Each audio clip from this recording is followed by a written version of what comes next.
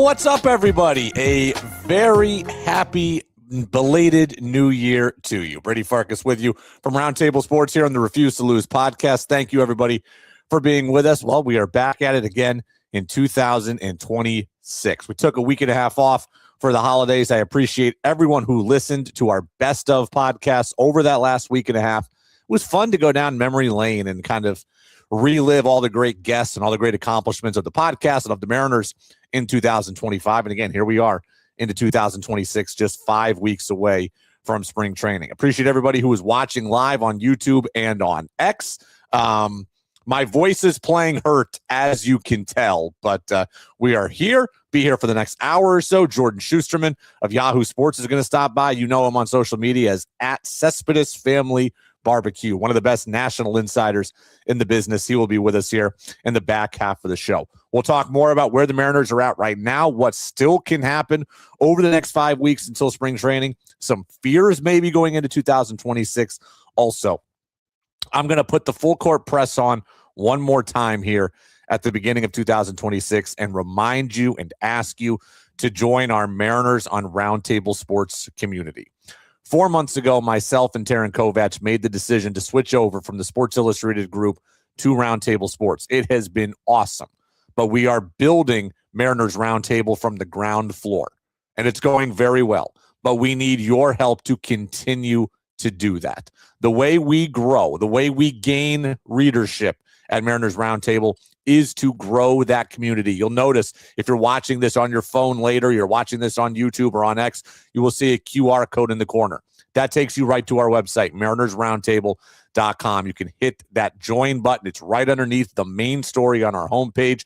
Look, in the past, not to get too inside baseball, when we were at the Sports Illustrated group, we'd write a story, you'd stumble across it on Google, and that's how we would get readership. And that worked for a long time. Google's a lot different now. AI is a lot different now. We want to create our own audience. We want you to know that Mariners Roundtable exists. We want you to go. We want it to stand on its own. We don't want to have to luck into your readership. MarinersRoundtable.com. Join our free community. Also, we want it to become the most interactive Mariners site out there. We want you to interact with our stories, interact with each other. We want you to comment. We want you to like. We want you to create your own discussion threads in our message board feature at the bottom of our homepage. We have the most community members in the baseball network at Roundtable. I believe we have the third most community members of any team in the Roundtable network. So we appreciate those of you who have already signed up and those of you who will subsequently sign up as well. I will continue to mention it at the outset of every podcast, but that's my full court press to start 2026. Taryn and I appreciate you as we build this, and we appreciate everybody who's been along for the ride so far. Help us grow this thing from the ground floor. The podcast will continue to look. The best part about Roundtable and the podcast is that they're free, right? We're giving you the content. We just ask for you to join the community in return. Taryn and I are appreciative, and we got big plans in 2026, and this podcast has big plans in 2026. Buster Olney is in Australia for a couple of weeks. He's still going to join the podcast this Thursday. That's how dedicated Buster is. Time changes and all. Buster's going to be with us this Thursday. So, and we got a great guest coming on Friday. I can't wait to tell you about it as well. So we are into 2026. We are off and running, and without further ado, let go. 5, 4, 3, 2, 1. And here we go. You can get in on X. You can get in on Twitter. Twitter and X are the same thing, Brady. You can get in on X. You can get in on YouTube if you want. If you have questions, you have comments, things about the Mariners. Carol gets in on X and says, the best ofs were awesome. Well, I appreciate that. And like I said, I debated not doing a best of because some of you have heard the content already. But some of you haven't, right? Some of you joined the podcast late. Some of you discovered the podcast late. Some of you discovered me late. And that's all fine. But if you hadn't heard those interviews, if you don't go back to day one, I wanted you to have a chance. So Harold Reynolds, Jeff Schaefer, Scott Bradley, Colt Emerson. It was a lot of fun. Sean O'Malley, who we wish well with the Washington Nationals. Unfortunately, to lose him as a Mariners hitting coach in the minor leagues, but we wish him well. It was fun to have those interviews back out there and kind of for myself to go back and re-listen to them. All right. The Mariners and the Seahawks have now officially made joint history in 2025. The Mariners and the Seahawks have both won their respective divisions in the same year for the first time. Okay, the Mariners have 4 divisional titles. The Seahawks, I believe, have 12. Never until now had they happened in the same year. I know that not everyone who listens to this podcast is a football fan. I know that not everyone who listens to this podcast is a Seahawks fan. But I hope that you just step back and realize that for the fans, the overarching fans of Seattle sports, of which I am a diehard, and which a lot of you are diehards also, this is the best year that we as a fan base have ever had collectively. What we've had in 2025 over the last 9 months, okay, and now into 2026, what we've had since opening day of 2025 has been the best collective time in Seattle sports history. For the Mariners to win the division, for Cal Raleigh to hit 60 home runs and come painfully close to winning the MVP, for the Mariners to vanquish the Astros in order to win the division on their home field, for the Mariners to then win the division series, for the Mariners to win a division series game 5 in 15 innings, and then to get so close to the World Series. I know the end outcome was heartbreaking, but the ride that they took us on was special and was unforgettable for a lot of people, myself included. And I know the narrative. I've lived the narrative. I've been part of the narrative. There were many people that were waiting for the Mariners to fail. They were waiting for them to crater. And to their credit, the Mariners almost did in August. I get that. But they ultimately didn't. They pushed back.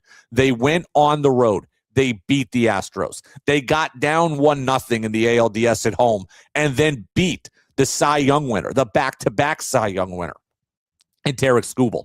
They then beat Skubal again in game 5 after it looked like they were going to blow it. Right? They were up 1-0, then they're down 2-1. It looks like they're going to blow it, but they ultimately come back and win. It was a historic year for the Mariners. It was a magical year for all of us. It was relentless. It was a year full of fight and pushback, and we are seeing the same thing here with the Seahawks now at the end of 2025 and into 2026. I mean, for the Seahawks to move on from a potential Hall of Fame coach 2 years ago, to move on from a generally popular quarterback in Geno Smith, to move on from a team Hall of Famer to be in Tyler Lockett, to move on from a Pro Bowler in DK Metcalf, to do all of that, and then to be in a position to be 14-3 and get the 1 seed and get the first round bye and get home field advantage. That's incredible. And I don't know if the Seahawks are going to win the Super Bowl, but I know that they have a damn good chance, and that the fans of Seattle in the calendar year 2025, now into 2026, are going to get multiple cracks at a championship. That doesn't happen very often in the same city. Now, I was in New England doing radio for nearly a decade. It happened there a bunch, right? I saw the Red Sox and the Celtics win titles. I saw the Patriots win titles, and I believe the Patriots and Red Sox won in the same calendar year also. I get it can happen. That is the exception. That is not the norm. And the city of Seattle and the fans of Seattle are going to get a chance here to do something that is rarely done, and that is to have 2 teams have a real serious chance to win the title in the same year. And the Seahawks are doing it with somewhat of a similar arc to the Mariners, which is cool to watch unfold as well. The Seahawks are built on defense. The Mariners are generally built on pitching. The Seahawks have had to vanquish a long-time divisional roadblock in the 49ers, and they had to do it on the road. The Mariners had to vanquish a long-time divisional roadblock in the Astros and do it on the road. It is special to see what we've seen from both teams. And my goal is that the Seahawks take us to the Super Bowl, win it, and then a few days later, we're right back to pitchers and catchers. That is the ultimate goal, that your NFL team takes you so deep into February that you run right into pitchers and catchers and you never truly have a fan offseason. That's the ultimate goal. And the Seahawks are in a position to give that to us as fans and then kind of just turn us right back over into Mariners season. As we switch to kind of just the Mariners, there is one other NFL comparison that I want to make. The Detroit Lions missed the playoffs this year. Brady, why are we talking about the Lions? I promise you, you'll get it in a second.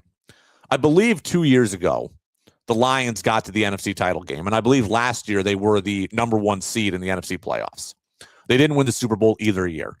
They missed the playoffs entirely this year. But 2 years ago, when they got to the NFC title game, a game in which they should have, woulda, coulda, shoulda won against the 49ers, their head coach, Dan Campbell, said something to the effect of, this may have been our only shot. And he recognized that in that moment, that success is not guaranteed, the future is not guaranteed, and your future success is not guaranteed. Now, I don't want to think that 2025 was the Mariners' only shot, but I do want to acknowledge that the time for them is now. Now, I believe, I've spent much of my life as a cynic when it comes to the Mariners, but I believe right now they have the right people in place to make a run this year and to make a consistent run at it, right? I like the temperament of their manager in Dan Wilson.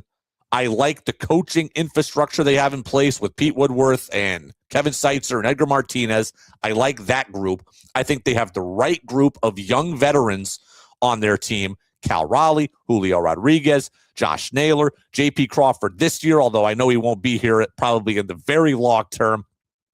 But, I believe the Mariners have the right group of people in place to be viable contenders for the next few years. But, this is their shot. And they have to take it, and they have to capitalize on it. The Lions haven't gotten that shot again, right? They were there in the NFC title game 2 years ago and did not get back. So just because the Mariners were good in 2025 does not mean they will be good in 2026, does not mean they will be good in 2027. This is their window.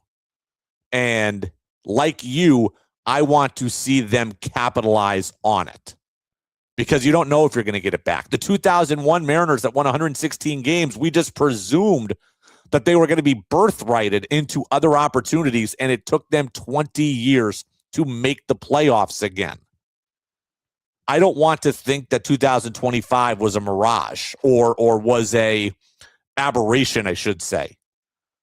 But this is the time, this is the window, and this is what needs to be capitalized on if you are the Mariners organizationally. Again, you can get in on YouTube if you're watching live. You can get in on X. We'll put out the full audio version of the podcast coming up when the podcast is done being live. So if you ever miss any of it, you can always check us out on Apple Podcasts or on Spotify. All right, kind of on these notes of the Mariners offseason. And I'm going to talk about this with Jordan Shusterman, Yahoo Sports, Cespedes Family BBQ, when he joins us in about 15 minutes. I tell you the same thing today that I told you 3 weeks ago or so. I feel generally good about where the Mariners are at. Josh Naylor locked up, having him for a full season. Good. Jose Ferrer adding another dynamic arm to the bullpen. Good. The Rob Refsnyder move, I love. Okay, those are 3 good moves. You pair those with hopefully a full season from the starting rotation, a full season of health from the rotation.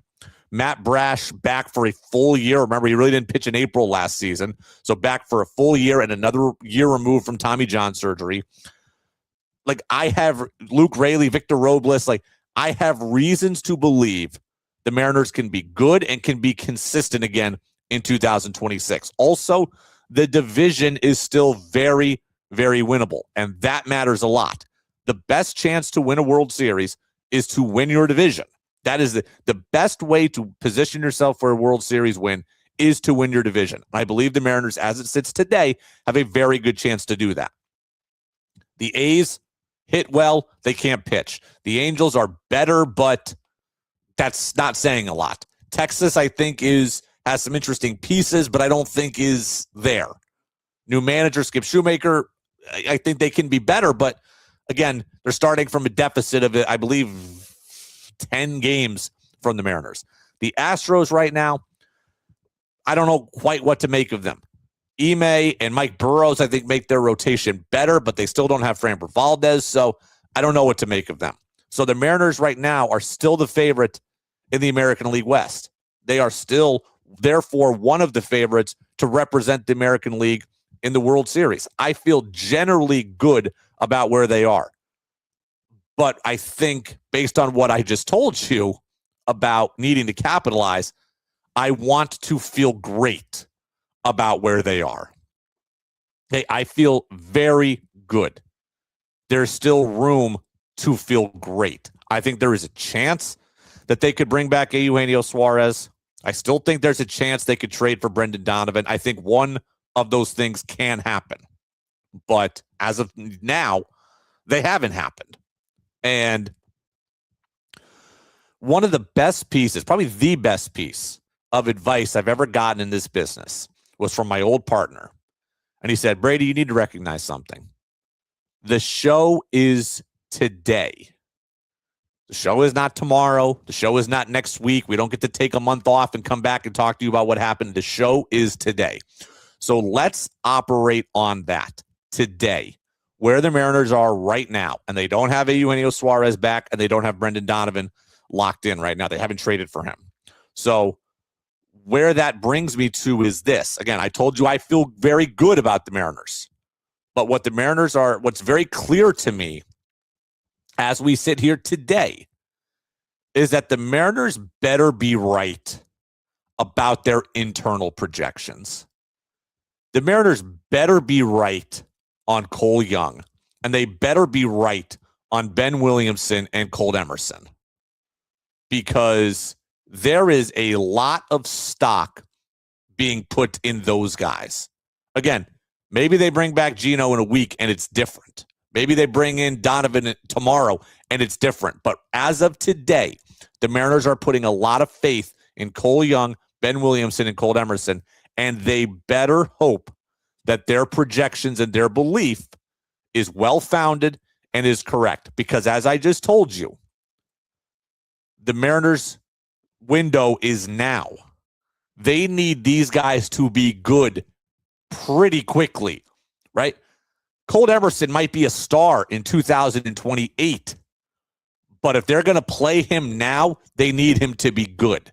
Cole Young might be Brendan Donovan in 3 years. They need him to be Brendan Donovan ASAP if they want to capitalize on this window, because the rest of the American League is not going to wait for them to have these young guys hit their projection marks. This is the time. And because you don't know if you're ever going to get back, you need to be good with what you have now. And if Emerson, Young, and Williamson are going to be a part of that and play a major part in that, then they need to be good as well now. Let me juxtapose the Mariners with the Blue Jays for a second. Right? The Blue Jays obviously have won the offseason so far, and they very well may keep winning the offseason. But let's juxtapose them for a second. The Mariners and the Blue Jays both make deep runs in the playoffs and both suffer heartbreaking losses in the playoffs, right? Mariners in the ALCS Game 7, Blue Jays in the World Series Game 7. So both teams should be operating with a sense of urgency.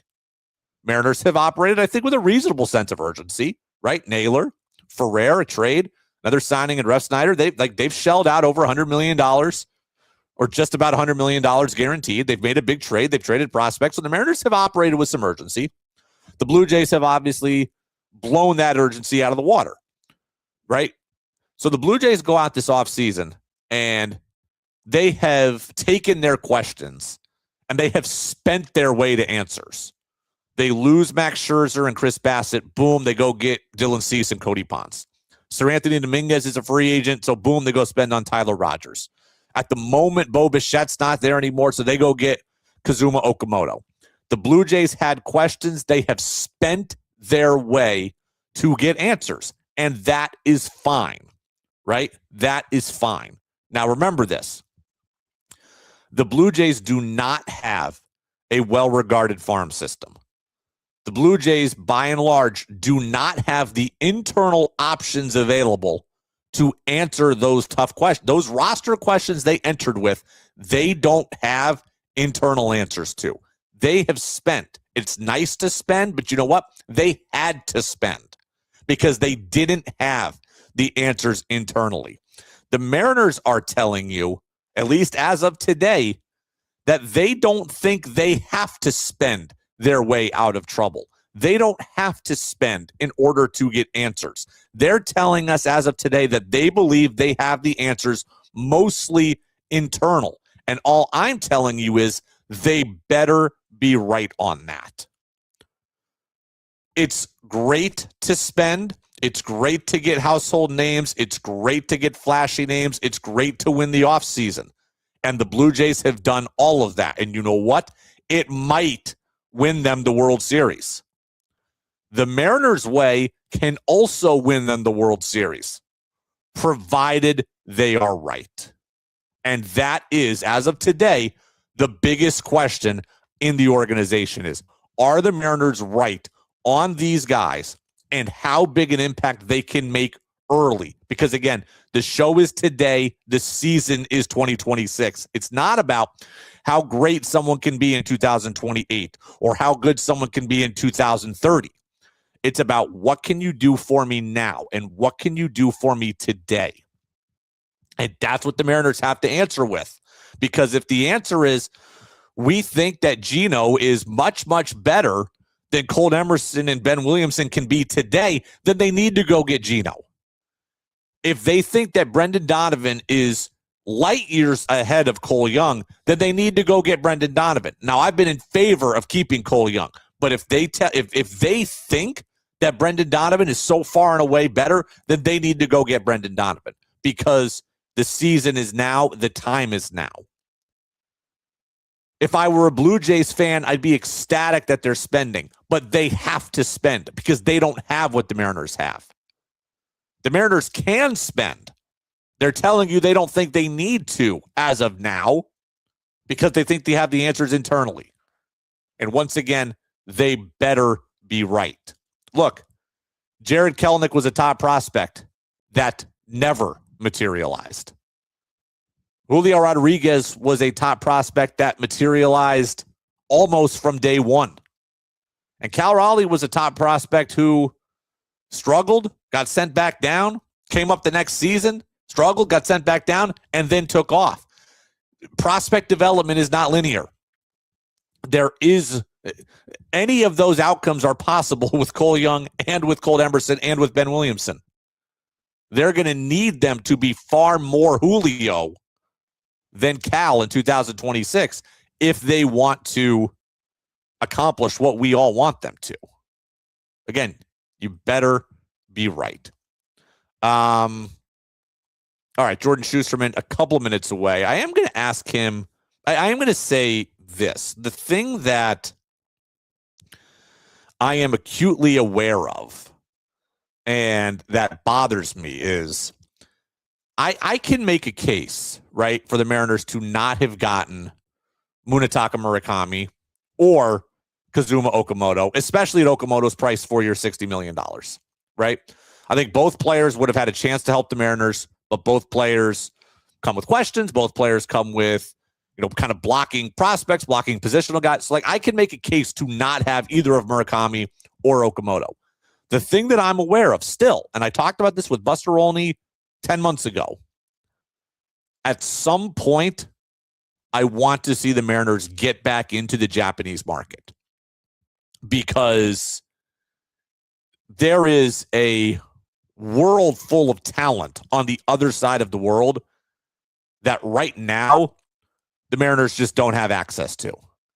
And the more I think about this, coming off of a trip to the ALCS and coming off what comes with some worldwide recognition from that, and with Ichiro getting into the Hall of Fame, this could have been a chance for the Mariners to get back into the Japanese market and reestablish themselves.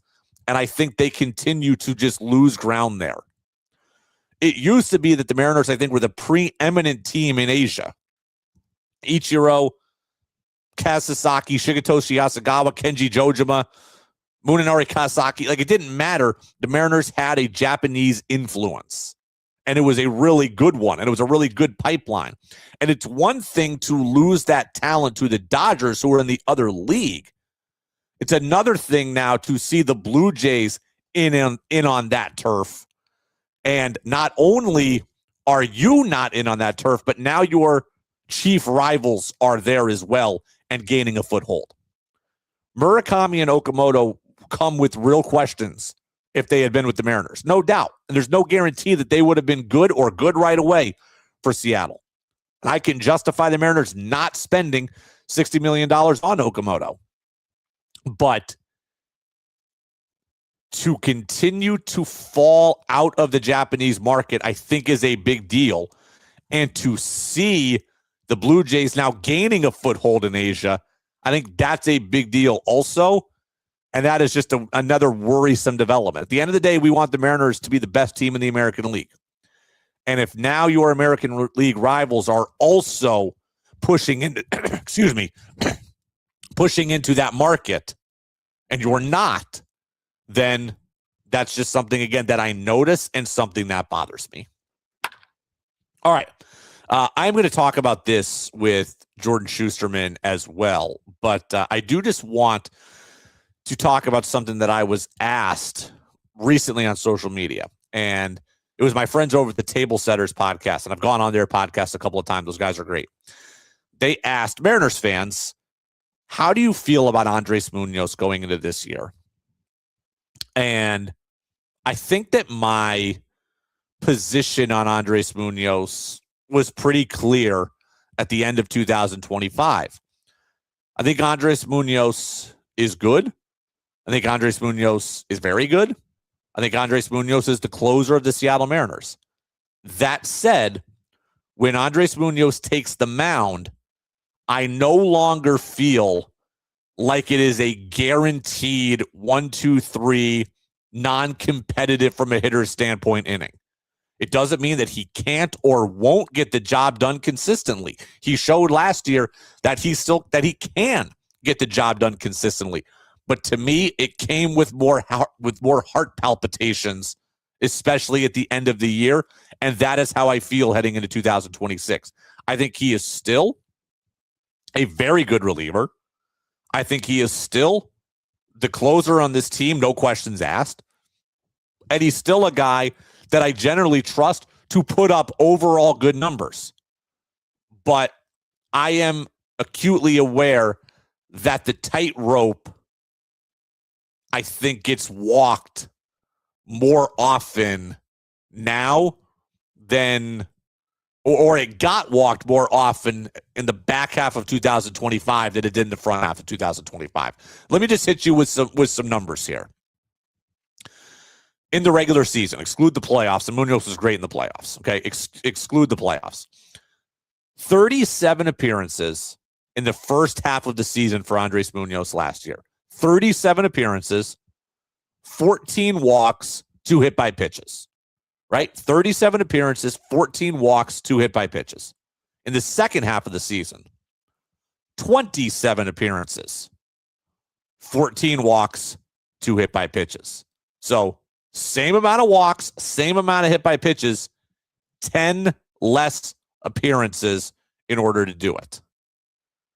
The batting average against 148 in the first half, 191, I believe, in the second half. They're both still phenomenal, but one is 40 points higher than the other. The second half of the season, we saw Andres Munoz again walk the tightrope more often. So I still feel generally confident that he'll have good overall numbers. But on a game-to-game basis, I am left wondering, okay, is this going to be a game where Andres Munoz gets himself into trouble? Like, that's where I'm at heading into 2026. I know that overall the numbers will be good, but I know that there will be a game or two that there's a real high wire act. And I'm kind of wondering every single time he takes the mound, is this that game? Is this the game where the high wire act gets walked, or where the high wire act takes place? That's where I'm at. I love Munoz. And look, we've seen great closers. Kenley Jansen, Craig Kimbrell, like a lot of these guys, great 400 saves in their career. A lot of these guys I've seen walk the tightrope before and get high wiry, and they've done fine. Maybe that's just Munoz now, but the fastball the fastball is a little slower, the slider is a little slower, and the walk rate has gone up in the second half of the season. That's something I'm going to be aware of as well heading into 2026. So that is a question that I have. And we can talk more about all of this as we get closer to the season. But if you're asking me on January 5th, kind of one of my questions about the Mariners, kind of that is one of them. Andres Munoz, and kind of, can he be dominant, or is he a guy who's just going to be very good? Because when you're talking about razor thin margins for a team and for a season and for a bullpen, there's a big difference between dominant, very good, and good. And we'll see where on that kind of continuum Andres Munoz lands. I love Munoz. He's been great for this team. He's been immensely, worth the trade they made to get him. He's been worth the contract they've given him.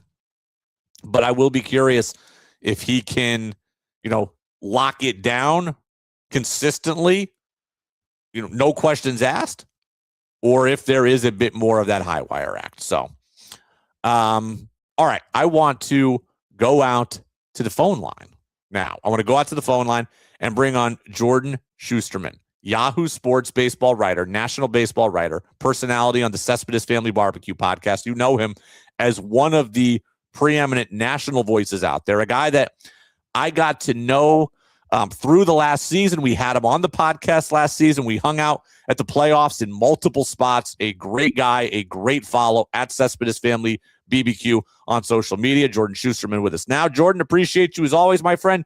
Good to talk with you. Happy New Year. How are you? Brady, it's good to see you. Yes, it is. It was a lot of fun getting to hang out in the postseason. Although, yeah, I am wondering when I was on the pod. Was that even in the postseason, or was it? It was pre-postseason. I don't have the date in front of me, but it was pre-postseason. Yeah, but it was definitely also known as the regular season. Yes, that would be true. Also, we're just trying to think which month. Yes, but I know I had a great time when I first jumped on here. I know that the last time we did the podcast, we talked about the Mariners, and then afterwards we went heavy on the Suniac. Yes, we talked a lot of Division III baseball off air post recording. Yeah. That's not why people are here. Listen, I know we could talk about us we go forever, but we got to talk ends. I know that's. It's hard to believe it was 2.5 months ago that we were hanging out in Toronto at games 6 and 7 of the ALCS, and here we are.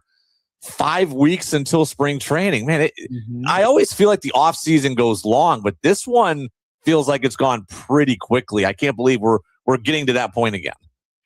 Well, part of it is when you go deeper in the postseason, and it certainly contributes to it, as opposed to the teams whose seasons ended on September 28th. It's like, man, it's been a long time since I thought about the Royals. It's been a long time since I thought about some of these other teams. So, no, I'll say, and obviously we'll talk about the Mariners offseason, but more broadly, of course, because my job is to cover the whole league. We're getting to the point where, like, if we go this whole week with like nothing happening, I will officially be like, all right, like this is going a little slower than normal. But I actually think this has been a totally reasonably paced offseason. I know there's a lot of big free agents on the board, but I don't mind how I know we got to have deadlines. We just had that with the posting system with the 3 Japanese players. And I know so it's like, this is why you should have deadlines. I think there's also an example of why you probably shouldn't have deadlines, because of how you could argue how team friendly those really ended up being in those cases. But I bring that up to say that, like, yeah, it has moved quickly. We have had a good amount of action. I think in the Mariners case, I say this with every team, but I think it's as relevant as ever. Timing and sequencing is everything in terms of offseason perception, man. Like, if they had signed Josh Naylor yesterday, It's a little bit of a different feeling. But we could have a conversation about what they have and haven't accomplished so far. Before we do that, I want you to, are you aware of what holiday today is in Mariners fandom? Oh my gosh. Let me think about that. I mean, I guess that's got to be, yes. Is it it's a trade? It's 2 trades. No? It depends what kind of holiday. I don't know what specifically you're talking about. How grand, how far out are we zooming? How far? It is the quarter century, 25-year anniversary of Ichiro signing his first contract. See, that is a perfect bit of Mariners lore timing that probably means something very specific to someone like you, and doesn't mean anything to someone like me, because I was so it's 25th year, 2001. So yeah, so I was 6, and I probably didn't know that the Mariners existed. No, I was 5. I was 5 and didn't know the Mariners existed. So, or maybe I did, but I was more focused on like Sammy Sosa and stuff. So, and sadly, awesome. we've roped you into the cult of Mariners fandom. Here I am. Yeah. All right, that's cool. That is a big deal. I mean, that is a big deal. 25 years ago today. 3 years, I believe, $14.5 million. Hilarious. So just and also, like, yeah, I mean, there's so many like things that makes me think about in terms of just like the process of the posting, whatever they're not posting stuff, whatever the system was then, what other teams were involved. Like, I honestly am not as super familiar with all of that as I probably should be. But it's obviously one of the most important moments in franchise history. So certainly was pretty cool. All right. Naylor, Ferrer, Andrew Kisner, Rob Refsnyder. Where are you at on the and minus Jorge Polanco? Where are you at? And Suarez. We know. Sorry, true. That we know for sure that Polanco is somewhere else. Where are you at on the M's right now? It's like, see, you're good at what you do, right? It's like, why complicate this question? It's just straight to it. But also, where are they at? You didn't say, did they get better? You didn't say, have they gotten worse? You said, no. Where are they at? I would say that this has already been a pretty good offseason. I think, as we can talk about, I am like very high on Ferrer and have been for a while. So that's a big part of that. And I think, as someone who has been screaming for really a year and a half that they needed to add to the bullpen in a significant way, I think that's why that move means a lot to me personally. But I think the Refsnyder move is also significant.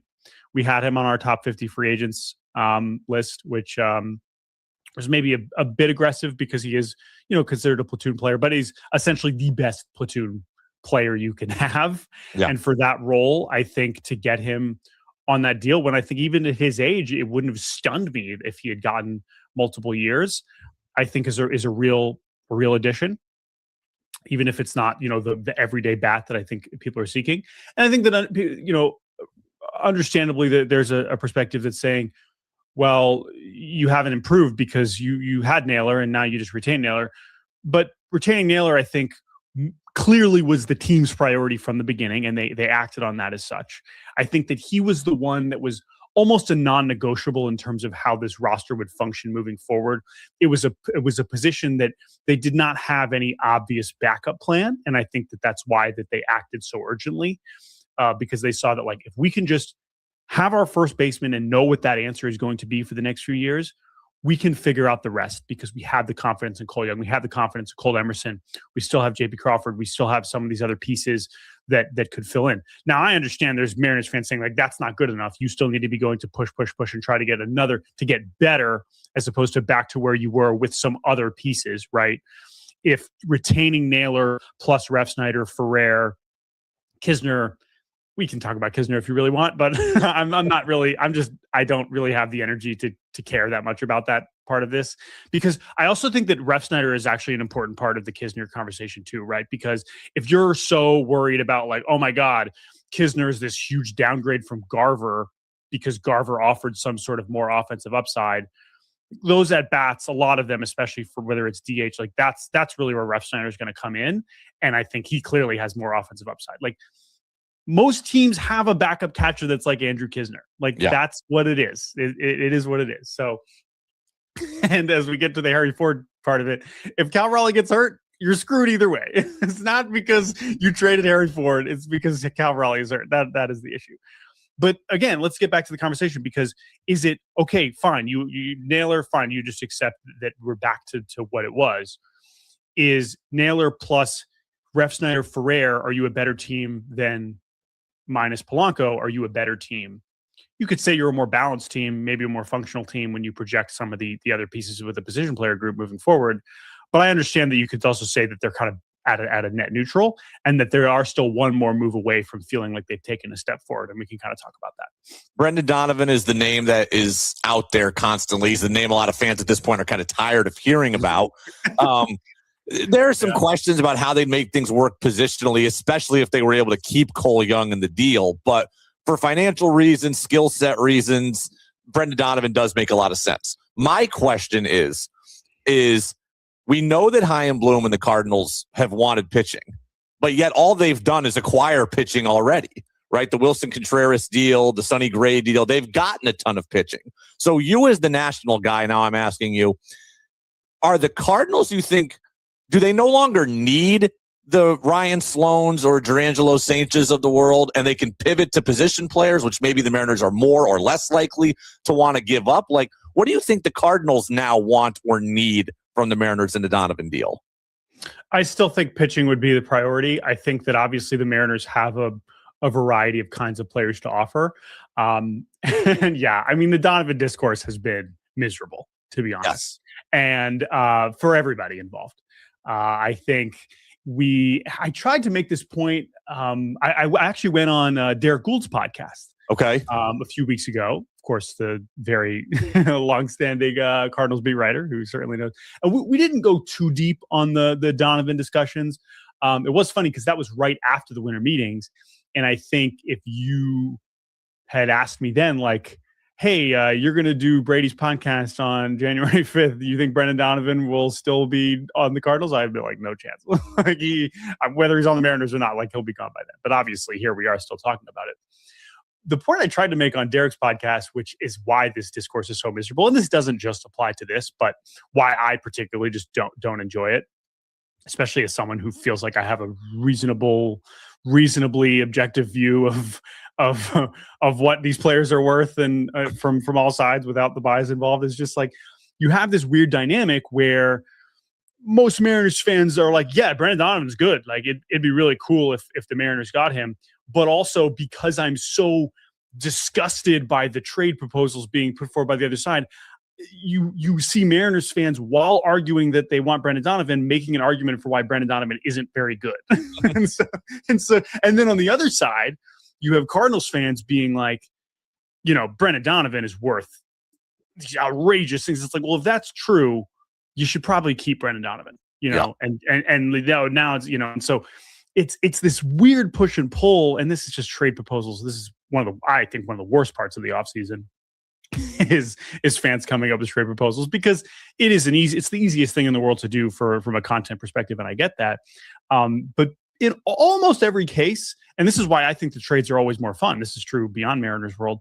But even in Mariners world, right? Like you're not coming up with the stuff they're coming up with, you're just not, and so while that's not to say that you can't trust the reporting from sides in terms of like what are the players being discussed. I don't think that they're totally off on that. If the Mariners and Cardinals make a move with Brendan Donovan, there's likely to be a component that we're not thinking about. I guess would be the way to think about it. It's not just going to be the top prospects that you plug into the machine and so on. Here's what I'll say big picture about what that trade could look like. I don't think Ryan Sloan it's not happening. So whether you're a Cardinals fan listening or a Mariners fan listening, it's just not something I think that he is in the group of untouchables I just don't think he's a relevant character here. And so then it becomes, how much do the Cardinals like Sanchez? How much do the Cardinals like kind of that next level of hitter that's not Cole Emerson? And I also don't think Cole Young is a part of this conversation either. I understand you're asking, okay, are they still going to be asking for pitching? Yes, they are, because that is still what the Cardinals are trying to revamp. That is what has ultimately sunk them as an organization over the last couple of years, is that lack of pitching, that lack of impact pitching. I think they still believe that they have a lot of really promising position players coming, some of which are already in the majors, some of which are about to be in the majors, like a JJ Weatherholt. They got a bunch of catching coming. Ivan Herrera is a beast. Like Alec Burleson is still really good. Like if this is not as, I know that they've already traded some real veteran talents, but I also think that they're still looking for really as much talent as possible, and that it's not going to be exclusive to pitching or hitting. And I think that the Mariners, as we know, that they do have a lot to offer on both sides. I think that a Saincha Arroyo group I think that's a reasonable start, and maybe another couple pieces lower beyond that.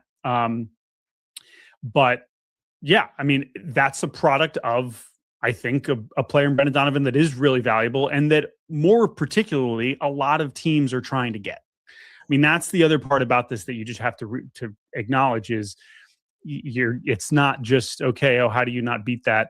But maybe it ends up being a deal that's less than that. You know, I mean, you think back to the deadline, right? Think what they got, Josh. And I know those are rentals, right? But it's like, not that I think that Ashton Izzy and Brandon Garcia can't be pretty good. I mean, even you go back to the Randy Rosarena trade, right? Like sometimes it's players that you're not even thinking about that other teams value a lot. Yeah. Like there might be someone in the A-ball that the Cardinals think is a top 100 prospect that isn't a top 100 prospect on your favorite prospect outlet. He might be the key to the deal. And maybe the Mariners that are holding on to that guy, you know, maybe they're not. And maybe that's what ends up getting the deal done. So all of that is to just say, I'm exhausted by the Donovan discourse. I think he's really good, to be very clear. And I think he would be a great addition to this team that does really function in a way that is exactly what they're looking for in terms of covering second and covering third to allow for the transition of both Cole Emerson and Cole Young. And I think he's just a high floor player that just gives you more flexibility, if not the offensive ceiling of a Polanco. I am with you. What you said at the outset. I think this has been a very good offseason. I think it can be great. I mean, there's a level to go to get it from very good to great, but generally I feel pretty good about it. How much of, and I hate to use the word all in because I just told you I think it's good, but like how much of you think maybe the hesitance to push a little further is based on the fact that the division they're in still seems very, very winnable? Like, maybe the Blue Jays, Red Sox, and Yankees have to be in this arms race because they have. Maybe the Mariners don't have to be in the arms race. Do you think that has something to do with maybe the unwillingness to go to a complete level of discomfort, at least right now? Yeah. So I think the part about that I worry about is more from an ownership investment standpoint, right? Because that's where it's like, okay, why do I need to spend that much more if we just had this payroll that ranked 14th and we were, 2 innings from the World Series, And so I don't think it would be as much from the front office standpoint of feeling too comfortable. I think there's some validity to it. I think that they are still the best team in the West right now, as is. I think even after Tetsuya Imai, like the Astros are a weird group. Like that is still a team with the ceiling of a division winner, but I still think more questions than I think there's still just huge questions in terms of depth. Like they've clearly gotten better, but that is still a team that we still don't really know what it's going to look like also because of the moves that they still have to make, right? That is a non-functional position player group right now. And so how they choose to address that with their financial situation is going to be really interesting, right? Because if they trade Isaac Paredes, they're probably going to be worse.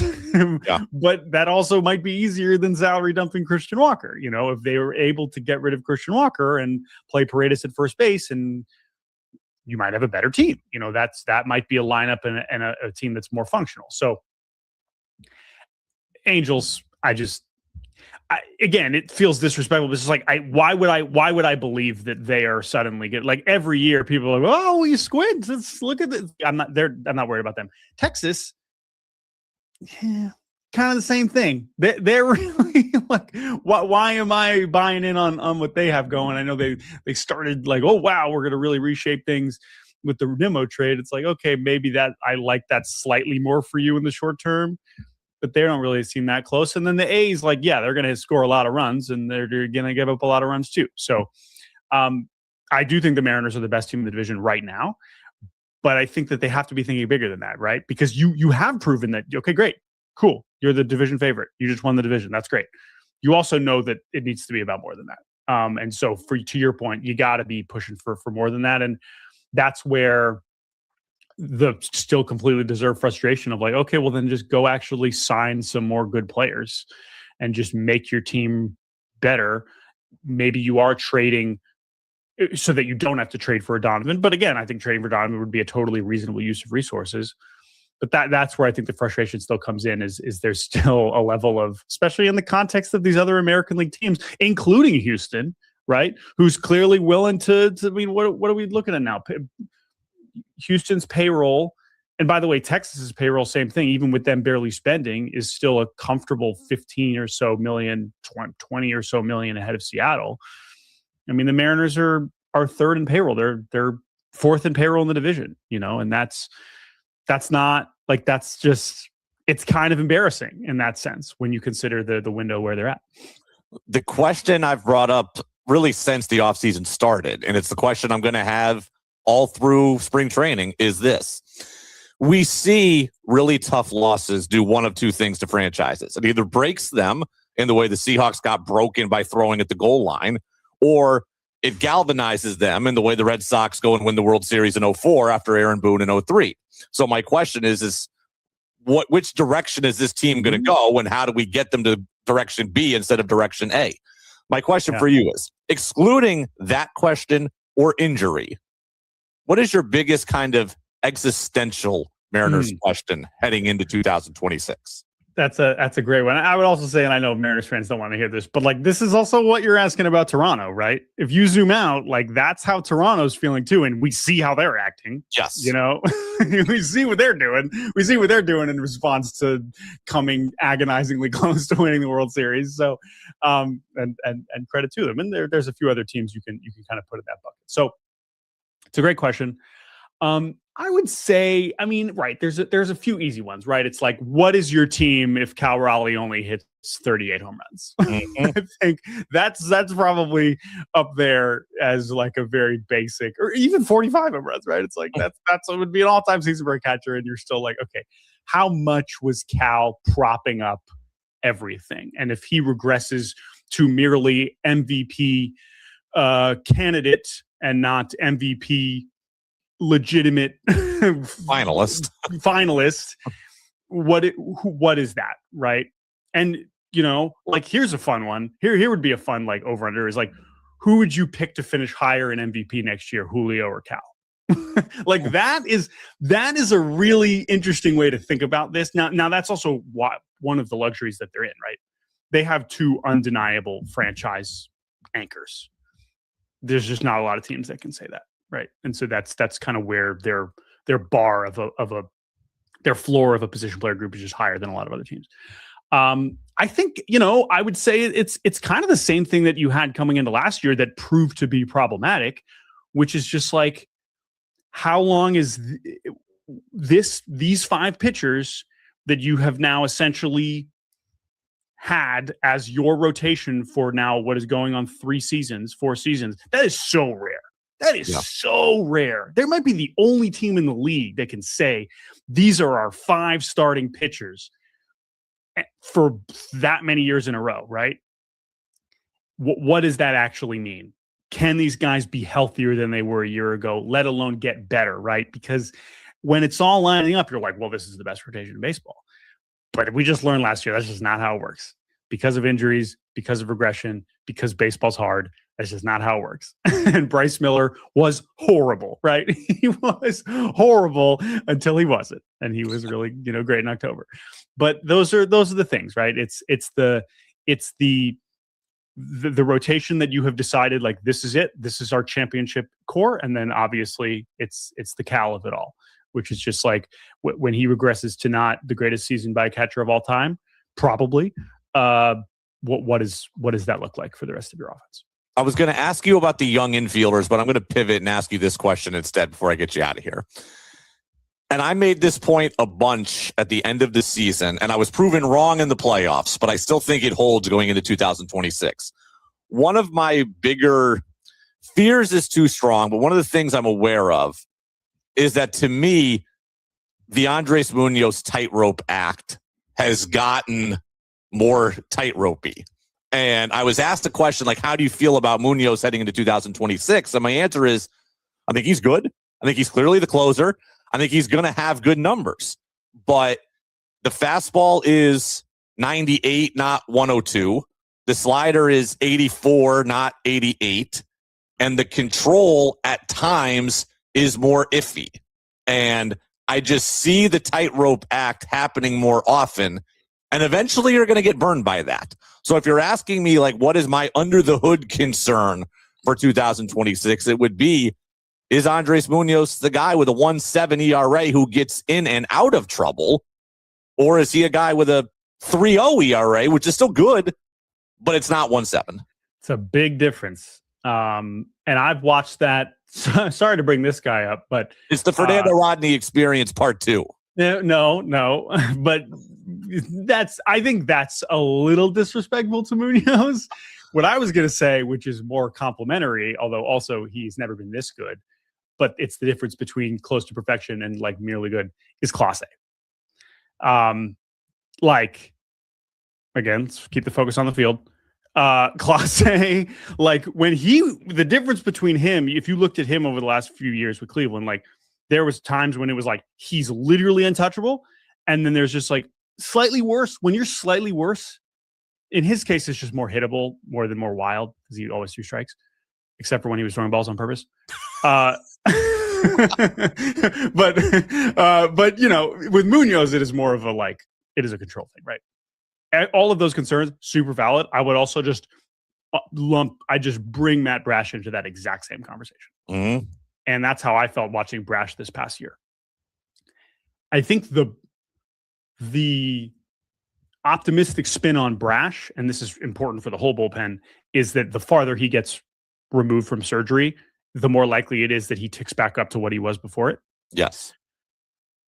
But it's still the same kind of thing. And it's also why, when you bring in your point about Munoz, it's why a Ferrer is so important. It's why I still think they should add another reliever. Mm-hmm. And they're running. I mean, a lot of them have already gone off the board. Like that's the market that's obviously moved the fastest. And there's really not a lot of guys left, but there's still some guys now that it's like, if he's your 4th or 5th guy, like that'd be awesome. Right. Spire is really good. You know who else is really good? Edward Bizardo. But that's also someone that you're going to hopefully have you want to push all these guys down. And as we've learned, they don't have that depth right now. You know, we don't know what Jackson Kowar is. We don't know. I know that we joke, look at this pile of relievers. And by the way, they've added more, right? Alex Hoppe. Okay. Like, friend of the show. Friend of the show, Alex Hoppe. I didn't even know. Was he on? Did you have him on? He was on. He was on right after he came here.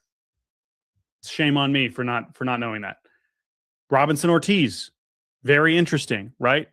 Cole Wilcox, we'll see. Ryan Ludis, D3 legend. Okay. Like, we'll see what those guys look like in spring training, but New York's kind of taken a step back from that amount of depth. So I do still think another reliever would be another huge part of this offseason if they can find it, whether that's like a Tyler Kinley, whether like, I don't think Sir Anthony Dominguez is that'd be a really funny signing for obvious reasons.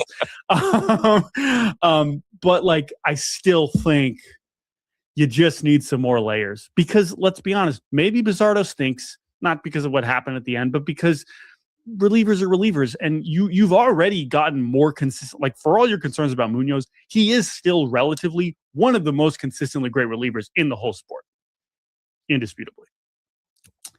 But Brash, again, it's just like everything's just like a tick worse than it was before. And we'll see what they have with Ferrer, right? And Spire's the other one where it's like, man, I mean, they rode that guy, you know, and he clearly was cooked by the end of the season. And so, you know, you're hoping that you're not throwing him, 80 times, but it's closer to 60. So I think Ferrer will help that. I'm excited to see what they do with him. And I just think I'm just really excited about him. But I just think that that's still a spot that you're going to have to add, especially because, the rotation is probably not going to be perfect the whole year again. I'm with you. I think so.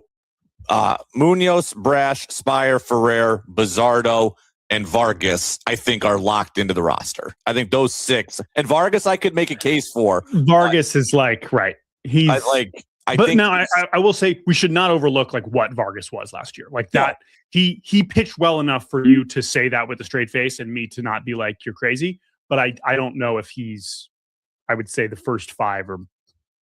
So those, in my opinion, those 6 I'm going into spring training with.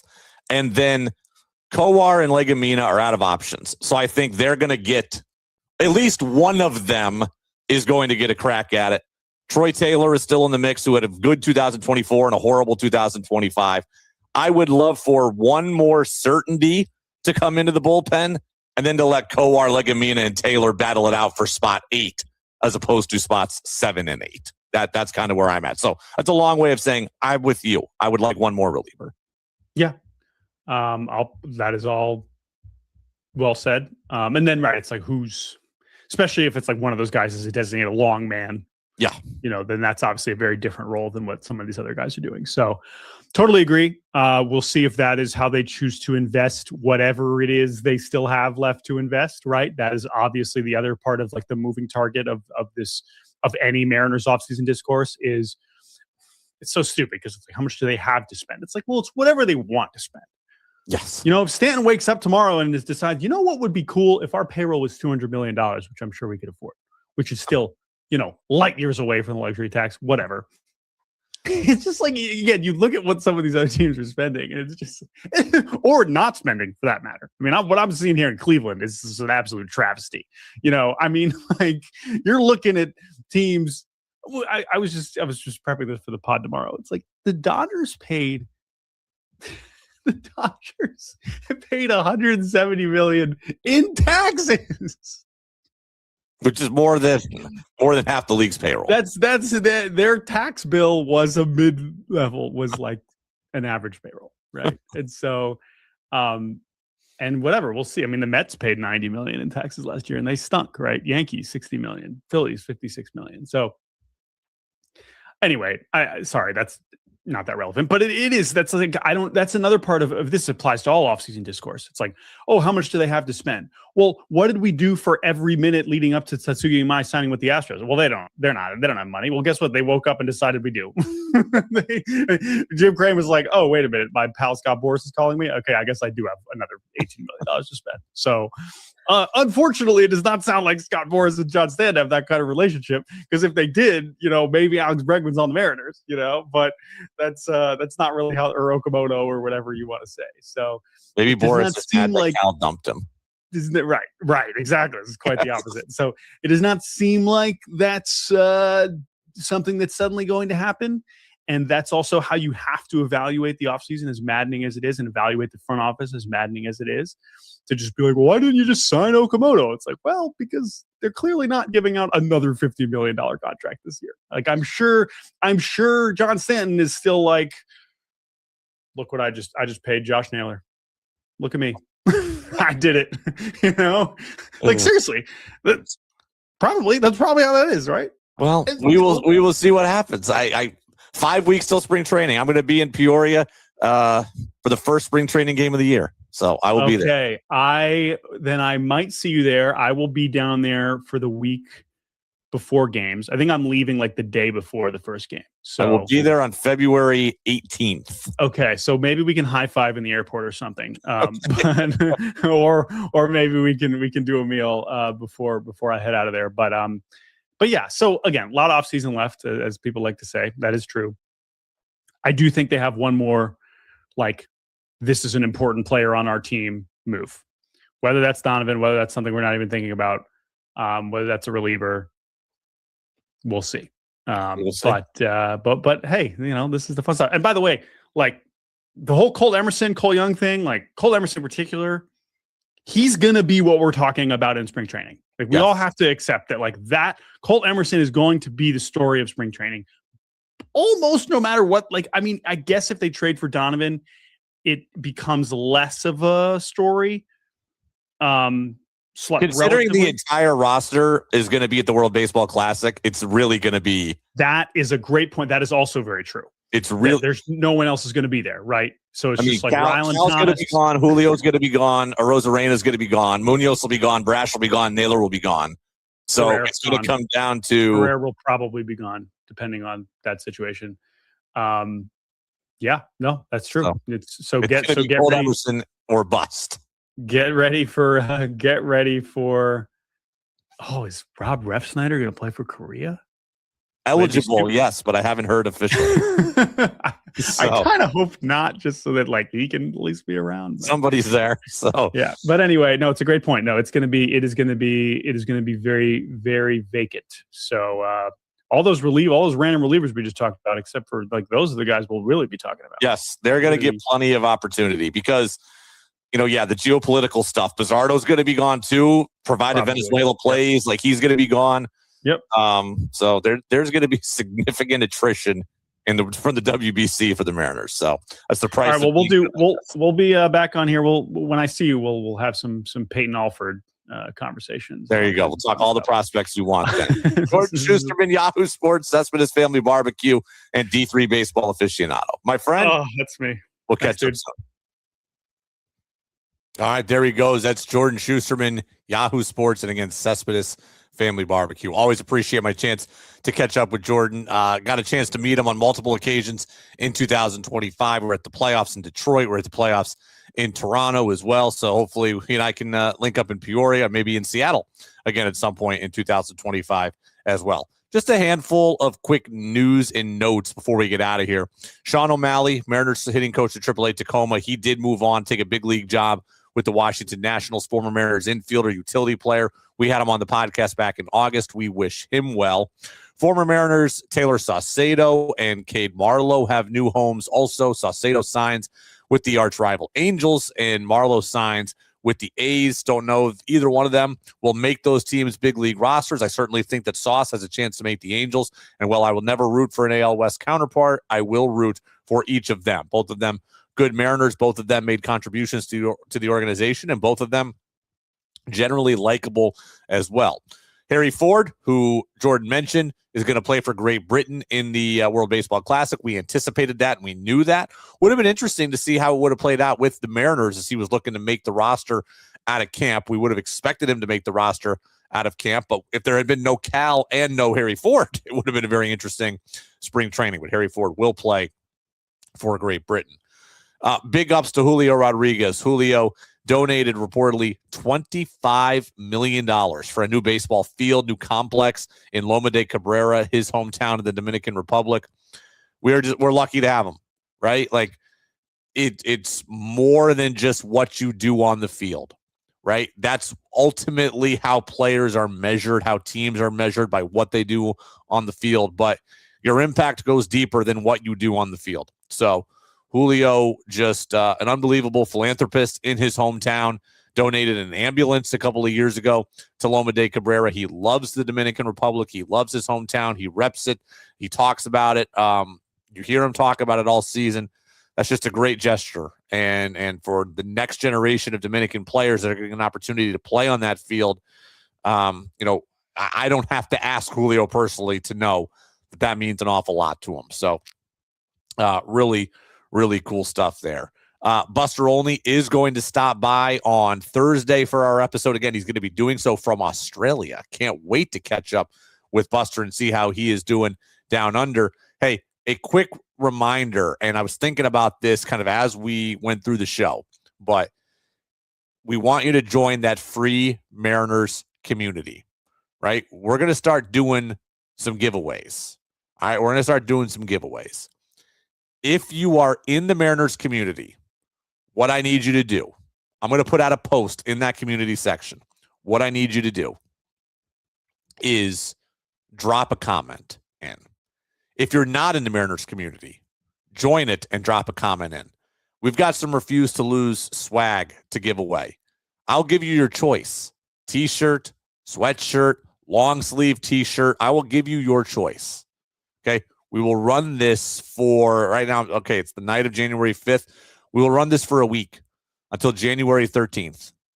All right, we'll pick a winner then. Join the community. Leave a comment. I'm going to put a post out right now when we get off the air. I'm going to put a picture on social media as well.